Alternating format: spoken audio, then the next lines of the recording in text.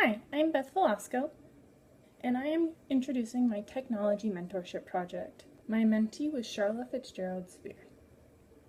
I chose my mentee because we have the same content and the same projects with one exception. I have digitized each of the projects to be completed and submitted digitally, as well as added components for the utilization of things like virtual groups. We have a project coming up called the Fireworks Project, in which I am going to help mentor Charla to use Google Slides and Google Classroom to implement virtual groups in her classroom. Charla distrusts the dependability and internet connection of technology at her school, and this is the main reason she has minimal technology in her classroom. But I feel that our personal relationship as well as our professional relationship will allow us to build something where she knows she can depend on me and will know that everything will be okay if things go wrong. Within the SAM-R model, Charla sits within the substitution step. She uses technology merely to substitute things that could be done on pencil and paper, but does not go above that. Her placement within TPAC is that she has content and pedagogical knowledge, but is missing almost all of the technology knowledge because of her minimal technology knowledge. She mistrusts technology, so therefore has not tried to learn about it. Charla's placement within the SMARM and TPAC have made me realize how much technology could help her improve and simplify her teaching. I think that I can really help her gain trust and confidence with technology through the mentor relationship, which will allow us to feel more comfortable using technology in her classroom. This is the focus project, the Fireworks Project, which we will be using virtual groups. Students will create groups across the different class periods of our chemistry classes. They will be given the blank format provided above, and complete a project that looks similar to what is found in the bottom right corner. During the first week of this project, I confronted Charla about becoming my mentee on October 4th, and she agreed. During the second week, we set up 2 meetings, one on October 10th, where I gave her all of the basics of the project. We discussed implementation, and I had her go home and review it, try it herself, and figure out what issues she may be having with the project.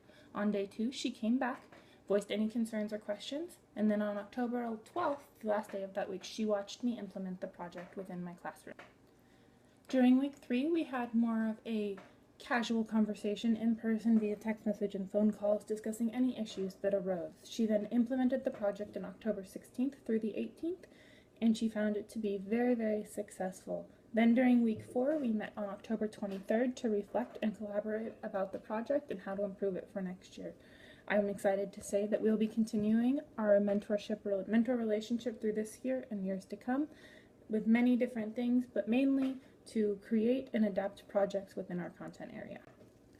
As my weekly reflections as a mentor, I was really excited during week 1 and felt that I would really be able to help Charla gain an understanding and confidence of how to use technology in her classroom. During week 2, I was frustrated because I felt as if one thing went wrong, she would say, "Oh no, this is what I thought was going to happen," and she would turn away from technology even farther. But after building confidence through our meetings, and mainly through her watching me model the use of the project and virtual groups in my classroom, she became more confident, and also reassuring her that worst case scenario, she could always go back to the old way. During week 3, implementation went very smoothly. She had already worked out all the issues and was confident going in, and luckily there weren't any internet issues. She was very happy about the results of the project, and as week 4, I am excited to have a new collaborator when it comes to revamping old projects using technology. During week 1 for my mentee, Charla was very excited to learn something new, but apprehensive because technology made her nervous. During week 2, she voiced that she was overwhelmed about the implementation, feeling as if she did not have much time. But after our first 2 meetings, as well as majorly her watching me model it within my classroom, she became confident. And she was also reassured by the idea that if the internet doesn't work, you can just do the old project and move forward for next year. During week 3, my mentee felt as if the project implementation was a success. She enjoyed watching her kids interact with the content, was happy with the results, and mainly was very happy about how quickly she could provide feedback to these kids in real time.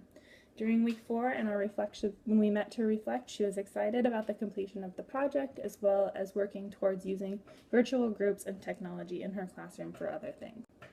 Here is a sample project created in Charla's classroom. You have 3 students above listed, and they are collaborators from 3 different of her chemistry classes, and on the right-hand side you can see communications between the students. That's also how she communicated with students to give them feedback.